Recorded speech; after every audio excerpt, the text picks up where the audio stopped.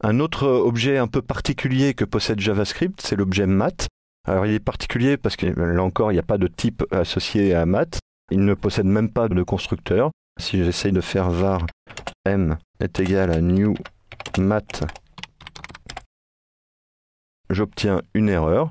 Et donc on me dit que math is not a constructor, puisque de toute manière, cet objet n'est là que pour fournir aux développeurs des constantes mathématiques et des fonctions mathématiques, en particulier des fonctions trigonométriques.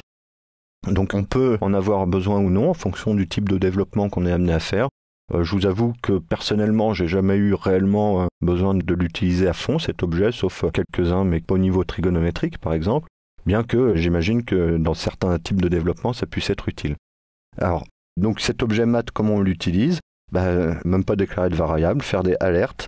Alors les différentes constantes qui existent, vous avez math.e par exemple. Donc là, il y a toute une série de constantes. Donc e qui correspond à e puissance 1. Donc alerte math.ln2.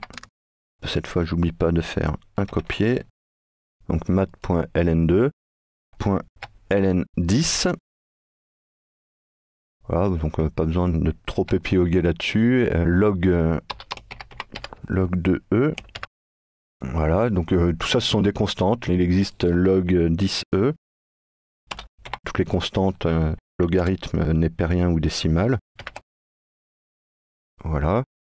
Vous avez pi. math.pi. Voilà. Et racine carrée. Vous avez deux constantes racine carrée. SQRT2, racine carrée de 2. Voilà. Et SQRT 1 demi. Et voilà. Donc toute racine carrée. Voilà. Ensuite, toute une série de méthodes qui sont associées. Donc vous avez la valeur absolue, donc alerte math.apps, par exemple de -10. Alors bien évidemment, tous les arguments des méthodes sont censés être des valeurs numériques.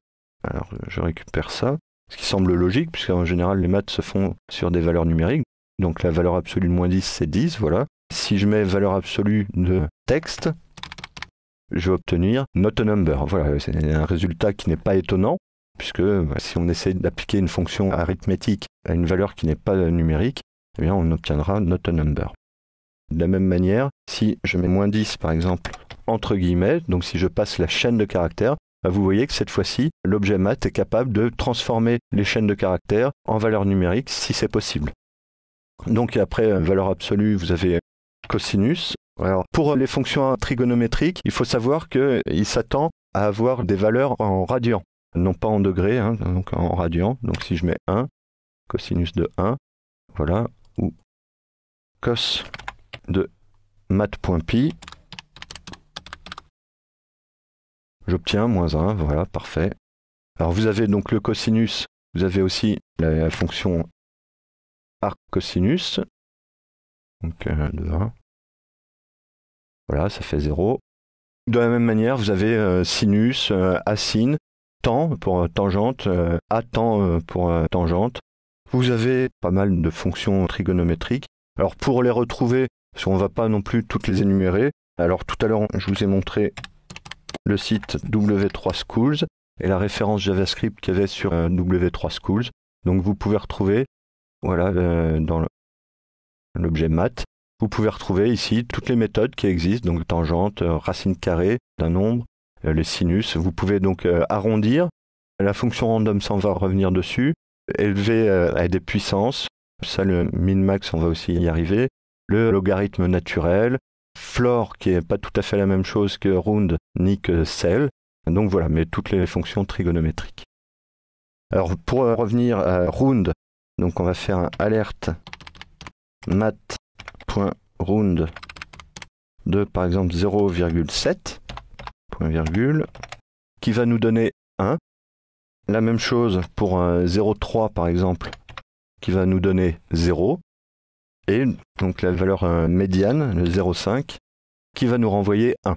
Donc voilà, la possibilité d'arrondir à l'entier le plus proche. Mais vous avez donc aussi math.floor de 0,7, alors, hop, qui va nous donner 0, de 13,7, qui va nous donner 13. voilà, qui permet de récupérer l'entier immédiatement inférieur, et de la même manière mat.cell qui va renvoyer l'entier immédiatement supérieur. Le random, donc mat.random, qui va renvoyer une valeur entre 0 et 1. Alors, petite particularité de la fonction random, bon, c'est globalement satisfaisant. Dans le cadre d'une programmation JavaScript qui n'est pas trop poussée au niveau des besoins de chiffres aléatoires, parce que ce sont des suites pseudo-aléatoires, donc qui peuvent être quelque part prédéterminées et prévisibles. Donc matrandom, ça peut être utile, mais là aussi, si vous faites des recherches, si vous avez vraiment besoin d'un générateur aléatoire, de nombres aléatoires très poussés, vous avez des algorithmes qui ont été développés en JavaScript et qui permettent d'aller un petit peu au-delà de la fonction random, enfin de la méthode random. En règle générale, il est inutile de réécrire les méthodes qui existent déjà, puisque je vous rappelle qu'elles sont écrites quand on regarde le code source en native code, et donc elles seront toujours plus performantes et plus optimisées que toutes celles que vous pourrez écrire. Mais pour la fonction random, on trouve sur Internet des méthodes qui permettent d'avoir des randoms plus aléatoires que la méthode native. Ça, c'est vraiment pour des besoins tout à fait spécifiques. Enfin, pour terminer sur l'objet mat, vous comprenez qu'il n'y a pas forcément besoin de s'appesantir dessus. Ce sont des fonctions mathématiques relativement courantes. Vous avez le max et le min qui peuvent être assez souvent utilisés. Donc alerte mat.max. Et là, on peut lui passer un nombre aléatoire de paramètres autant qu'on veut. 2,59,41,106 par exemple. Et qui va vous renvoyer, dans le cadre de max, la plus haute valeur, 106. Et dans le cadre de min, ça aurait été la plus petite, 2.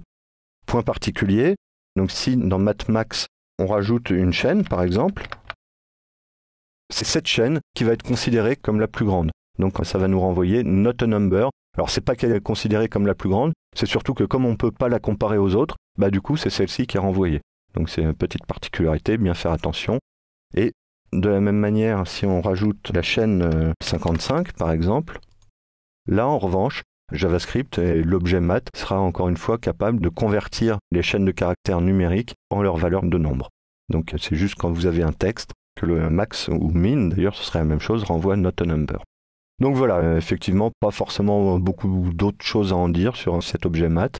Quand je dis qu'il n'est pas forcément utile, si max par exemple est relativement souvent employé, round aussi peut être employé, mais les fonctions trigonométriques en particulier, et là encore sans dire qu'elles sont inutiles, mais elles sont plus spécifiques à certains types de développement.